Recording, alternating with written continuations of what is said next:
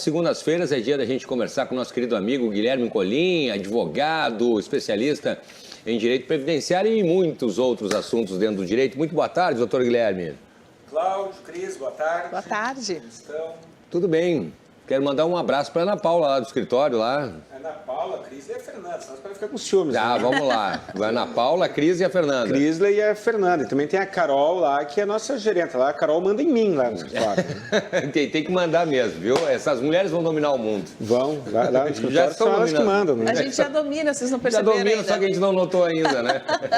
Um abraço para as gurias lá do escritório lá do doutor Guilherme Colin. Fique até o final da entrevista, depois o doutor Guilherme vai dar os contatos lá. A gente está falando sério mesmo, as gurias são muito profissionais e olha, vão ajudar você a resolver a sua vida e às vezes um detalhe faz toda a diferença, como o doutor Guilherme tem comentado aqui. Na entrevista de hoje, talvez um pouco mais longa, mas recomendamos aí, como eu falei, para vocês assistirem até o final. Vale especialmente para os advogados que atuam na área previdenciária e para segurados do INSS de uma maneira geral, assim como eu.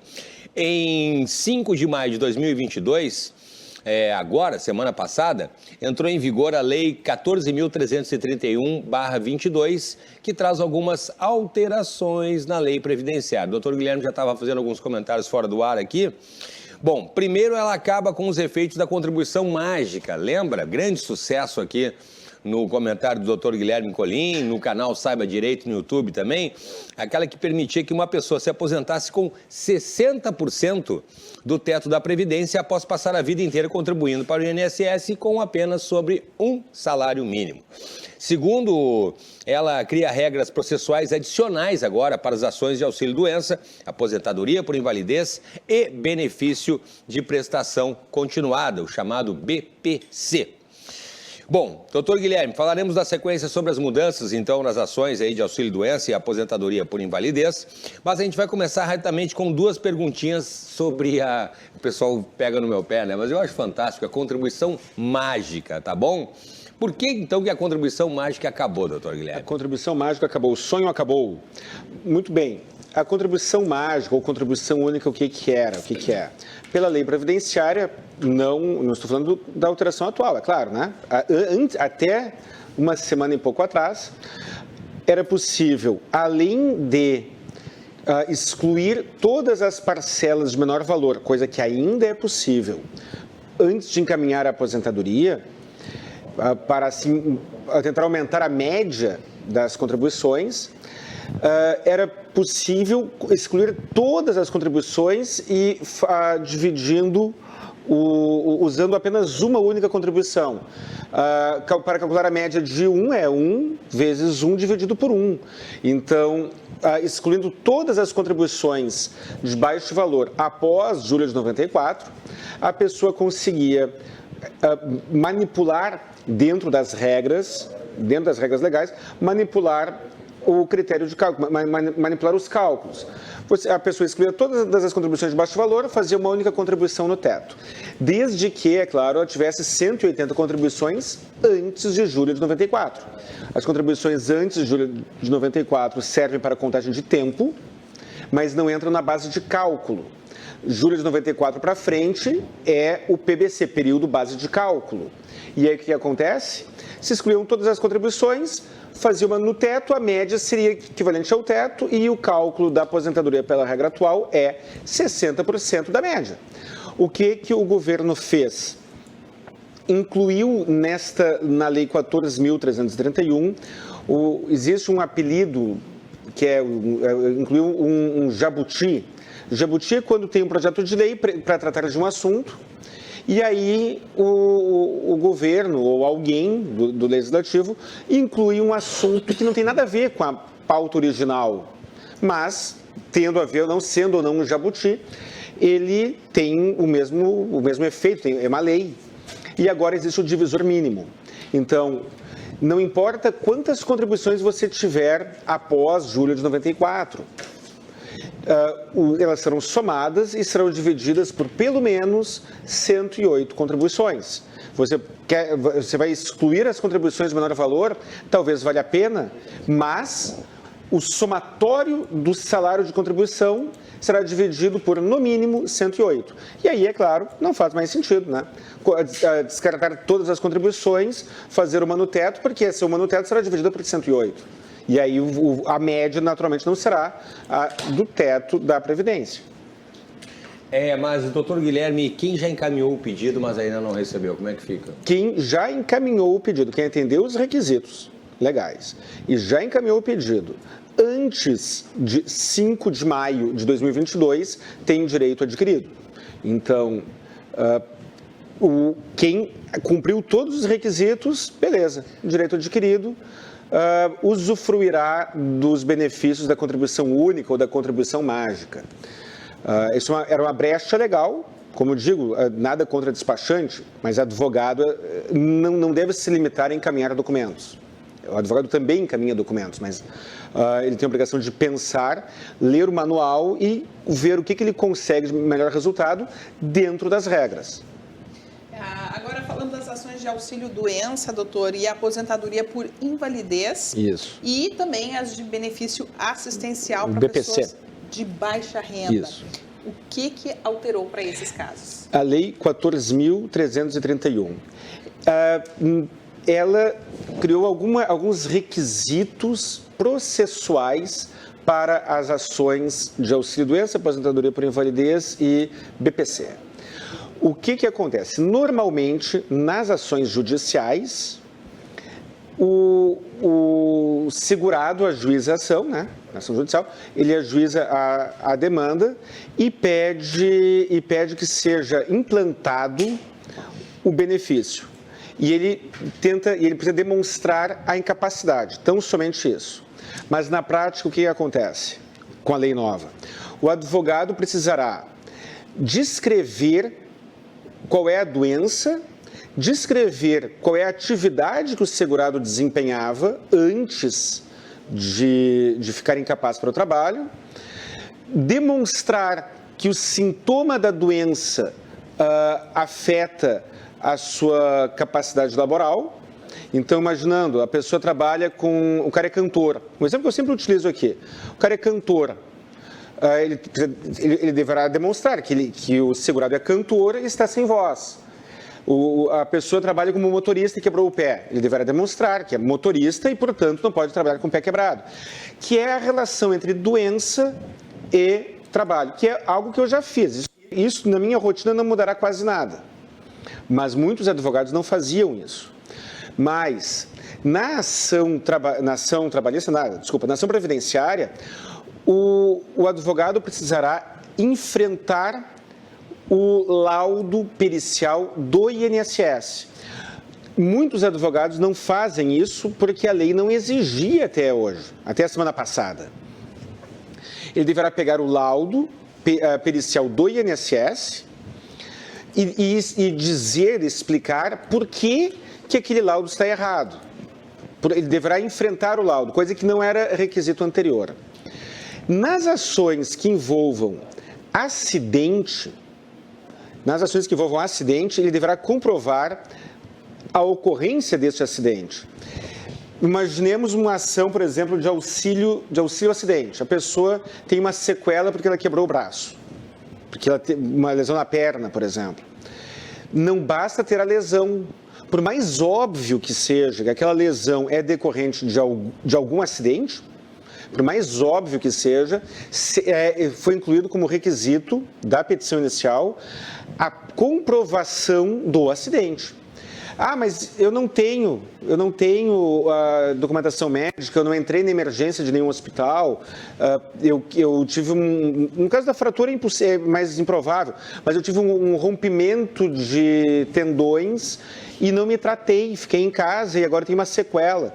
Pois é. Se você não comprovar que sofreu um acidente, você caiu de bicicleta, que caiu disso, caiu daquilo, caiu da escada, não demonstrar isso, você não terá direito ao benefício.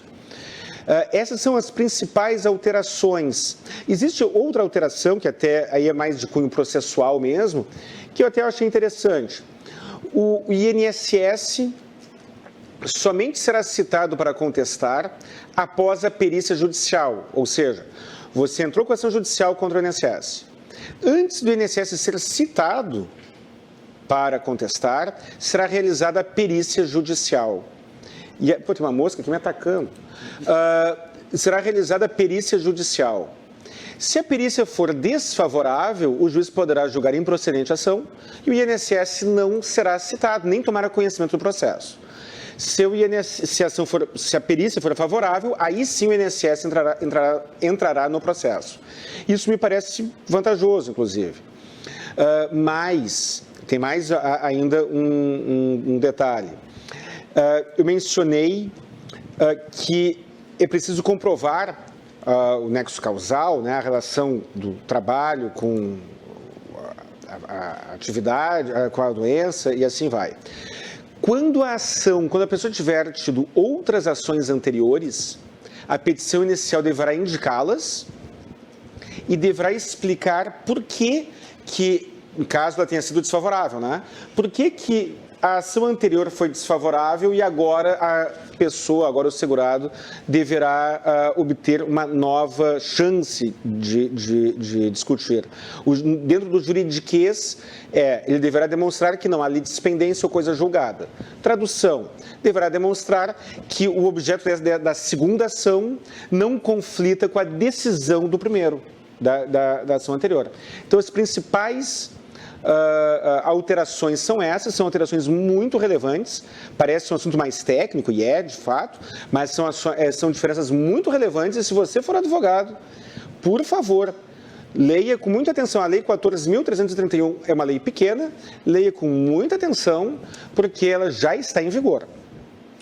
E como é que funcionava antes dessas alterações, doutor? Antes eu tinha uma crítica pessoal. Então, em certa medida, Cris, eu acho que está correto. Algumas coisas da lei. Antes da lei atual, antes da lei 14.331, que alterou a lei 8.213, a ação previdenciária era parecida, poderia ser, não é que era, poderia ser parecida com uma reclamatória trabalhista de antigamente, em que o segurado entrava com a ação judicial, não precisava explicar nada ou quase nada, e a petição inicial poderia dizer o seguinte: o segurado tem tal doença e está incapaz para o trabalho. Ponto. O INSS negou o benefício. Ponto. Requeiro a concessão do benefício. Ponto, e acabou. É claro que eu estou ironizando um pouco, mas em resumo era isso. Os requisitos anteriores permitiam petições iniciais extremamente vagas. E agora nós estamos pulando de um extremo para o outro. Não concordo com todas as alterações, mas estamos pulando de um extremo para o outro. Essa é a primeira alteração. E como é que era outra diferença de como é que era antes, Cris? Você era segurado, você queria entrar com uma ação judicial contra o INSS, digamos que você fosse um segurado de alta renda. Já tenho aqui no meu canal Saiba Direito, eu tenho alguns vídeos que eu falo sobre assistência judiciária gratuita e honorários de sucumbência. Quem tem assistência judiciária gratuita não precisa se preocupar com os honorários de sucumbência caso perca a ação. Mas quem não tem assistência judiciária gratuita, que são as pessoas de renda alta e para fins previdenciários no Tribunal Regional Federal da 4ª Região, é considerado renda alta acima do teto da Previdência, acima de R$ 7.400. Quem tem uma renda acima de R$ 7.400, agora tem a possibilidade de entrar com uma ação judicial, de ver qual é o resultado da perícia e aí depois, então, decidir, caso a perícia seja desfavorável, se seguirá discutindo ou não. E aí, neste caso, se ele perder a ação antes do INSS ser citado, ele não terá de se preocupar com o risco de ser condenado em honorários de sucumbência. Essas são as diferenças principais, mas existem outras, é claro, Cris. E quais os pontos positivos e negativos que o senhor destaca, né, nesse caso? Pontos positivos e pontos negativos. Começa por qual? Pelos positivos ou negativos? Começa os negativos, para depois a gente dar uma maciada. De repente a gente melhora, né? Assim, pontos negativos. Agora, os advogados previdenciaristas passarão, estou sendo irônico, passarão a exercer ilegalmente a medicina. Por quê? Estou sendo irônico. Mas por que eu digo isso? Porque eu, Guilherme Colim, tenho formação jurídica, não tenho formação médica. E antes era vago demais. Agora, o advogado precisará pegar o laudo do INSS e apontar na petição inicial o que tem de incoerente, incongruente, o que faltou no laudo do médico perito do INSS. Isso eu acho demasiado. Eu acho demasiado isso. Outro ponto negativo. Agora, pela Lei 14.331, o advogado, a petição inicial deverá indicar por que aquela pessoa não pode trabalhar em função dos sintomas daquela doença. Só que tem um detalhe. Muitas vezes se descobre uma doença nova ao longo do processo. Isso é muito comum, por exemplo, com doenças psiquiátricas, mas isso é um exemplo. A pessoa acredita que é cardiopata, tem sintomas de cardiopatia e se descobre ao longo do processo judicial, muitas vezes o próprio perito judicial detecta que aquela pessoa não tem cardiopatia, que ela tem burnout ou um nível de estresse ou ansiedade ou alguma doença psiquiátrica. Ou ainda, a pessoa é dependente química.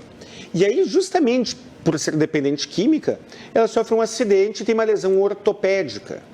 Ela procura o INSS pleiteando o benefício porque ela quebrou o pé, ela quebrou a perna, ficou com uma sequela. Procura o advogado e muitas vezes o advogado não sabe que aquela pessoa é dependente química.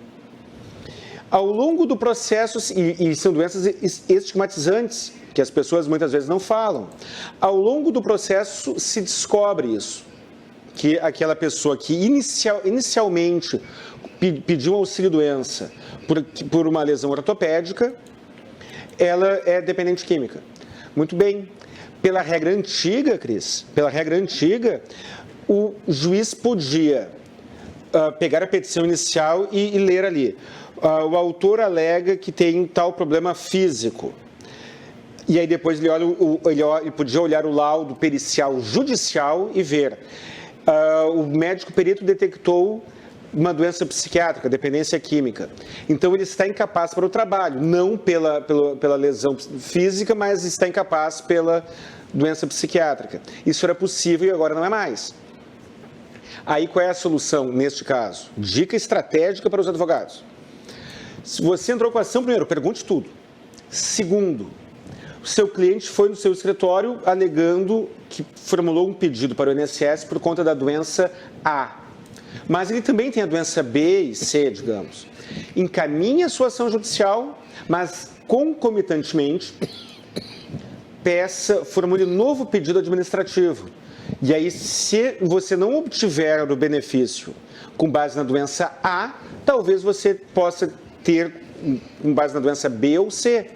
Só que você deverá ter um novo pedido administrativo para cada doença. Isso eu acho muito ruim, Cris. Isso eu acho péssimo. Como ponto negativo principal, eu diria que é esse. Né? Transformar o advogado, né? Obrigar o advogado a exercer ilegalmente a medicina, dentro do meu linguajar irônico, e limitar a capacidade processual, né?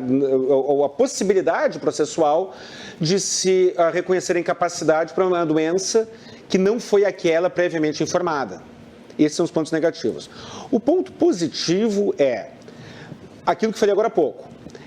O segurado de alta renda, a pessoa que tem uma renda superior a R$ 7.400 hoje, para fins de assistência judiciária gratuita no TRF4, não sei como é que é no resto do país, no TRF4, é considerado de alta renda e ele não tem direito a JG. E se ele perder a ação, ele pagará honorários de sucumbência. O segurado de alta renda foi beneficiado por isso, porque ele poderá entrar com a ação judicial dele, de auxílio-doença, aposentadoria por invalidez ou auxílio-acidente, entrará com a ação judicial, será feita a perícia antes da citação do INSS e se ele perder a ação, porque a perícia foi desfavorável, ele não pagará os honorários dos procuradores do INSS. Se eu fosse procurador do INSS, eu acharia ruim, porque de vez em quando os procuradores recebem honorários de sucumbência. E agora reduzirá bastante a ocorrência dessas condenações. Eu considero esse o principal ponto positivo. E em termos em termos pedagógicos, eu tenho uma crítica. Não é raro ver petições iniciais, ver processos em que o encaminhamento é feito de maneira muito vaga. Como eu falei agora no início da nossa conversa, esta lei vai me afetará muito pouco, porque aquilo que a lei exige eu já fazia. E como é que eu faço para você que é advogado? Uma dica. Eu pego o PPP do meu cliente, quando possível, e ele descreve qual é a atividade dele. Eu pego a doença, pego os efeitos colaterais do tratamento, dependendo do caso, é claro, e descrevo quais são os sintomas e tento comprová-los, quais são os sintomas e explico por que aquela pessoa não pode trabalhar naquela atividade. Um exemplo que eu peguei há pouco tempo. A pessoa tem um problema psiquiátrico e trabalhava antes como bancária. O bancário precisa ter uma extrema atenção, manuseia dinheiro, um dígito errado pode causar um grande prejuízo. O remédio psiquiátrico causa, que é, naquele caso concreto que meu cliente consumia, causava redução da capacidade de atenção, redução de foco. Eu expliquei isso na petição inicial. E eu acho que isso é muito bom. Talvez isso aumente o índice de sucesso das ações de auxílio-doença e aposentadoria por invalidez, porque qualificará o trabalho do advogado. Então, eu acho que eu dou nota 7 para essa lei. E conselhos, né, e estratégicos aí para os seus colegas? Os conselhos estratégicos são esses. São esses? São esses. Segurados? Fazer um checklist. Ver tudo o que o seu cliente tem de doenças, ainda que não seja aquela doença que o levou ao INSS pela primeira vez. Pegar a documentação que comprove qual é a rotina laboral do seu cliente. Pegar a documentação médica que indique quais são os efeitos colaterais do tratamento, quando houver. Demonstrar quais são os sintomas daquela doença e linkar. Esta é a minha principal dica para o advogado que atua na área previdenciária. Em relação à perícia, ao enfrentamento do laudo pericial do INSS, eu não sei qual será o rigor do Poder Judiciário. Eu não sei qual será o rigor. E, na maioria das vezes, o cliente não tem condições financeiras para que o advogado contrate um médico assistente técnico. Então, infelizmente, nessa parte, o advogado, na maioria das vezes, ele vai precisar se virar com o que ele tiver de informações e de capacidade, e eu imagino que o judiciário relativizará. Eu imagino que o judiciário levará em conta que o advogado não é médico, né? Muito bem. Doutor Guilherme, endereços? Endereços, meios de contato. Primeiro, canal Saiba Direito, lá no YouTube. Canal Saiba Direito, 350 e poucos vídeos. Já estou com mais de 9 mil inscritos. Seja mais um deles, por favor. Para ajudar a divulgar essas informações, por favor, assista até o final. Não pule as propagandas, comente, curta e compartilhe. Telefones 51 32 28 12 19, 51 999 85 7991, esse é meu celular pessoal. Redes sociais, CRJ Advogados no Instagram e no Facebook e colim.guilherme, meu Instagram pessoal. Respondo sempre que possível, não consigo responder a todo mundo, mas me esforço para responder o máximo possível. Muito bem, doutor Guilherme, muito obrigado pela participação, tá bom? Saiba direito. Saiba direito. Saibamos. Quantos inscritos já? Bati os 9 mil essa semana. Que maravilha. Sucesso no YouTube. Sucesso total. Uma pena que é um assunto tão importante e não é tão badalado, né? Pois é. Se eu falasse de humor, que também é interessante, né? Sim. Cresceria muito mais rápido o canal, né? Não, mas eu acho assim, ó, o canal está muito bem feito. Eu estou falando pro pessoal que está nos assistindo, porque são vídeos curtos ali, entendeu? Se o pessoal tiver aquilo ali, é só, né, um alerta. Um alerta. Se quiser mais informações, se tiver dúvidas, aí entra em contato. Ali mesmo no canal já dá para entrar em contato, né? Ali já entra em contato, ali tem meus meios de contato também, telefones e tudo mais. E aquilo, tanto o vídeo como aqui não é uma consulta. Sim. São dicas Sim. gerais, né? Sim, dicas gerais. E é importante, sempre que o Dr. Guilherme fala ali, então não esqueça de assistir o vídeo até o final e não pular as propagandas. Perfeito, exatamente. Né? E compartilhe sem moderação. Melhor ainda. Obrigado, doutor Guilherme. Uma ótima semana. Muito obrigado, Cláudio. Muito obrigado, Cris. Obrigada, doutor Pedro. Muito obrigada pelas informações. Tá, e você já sabe, então, o doutor Guilherme sempre às segundas-feiras aqui, às 5 horas da tarde, então, dando essas dicas pra gente aqui. Às 19 horas do direito.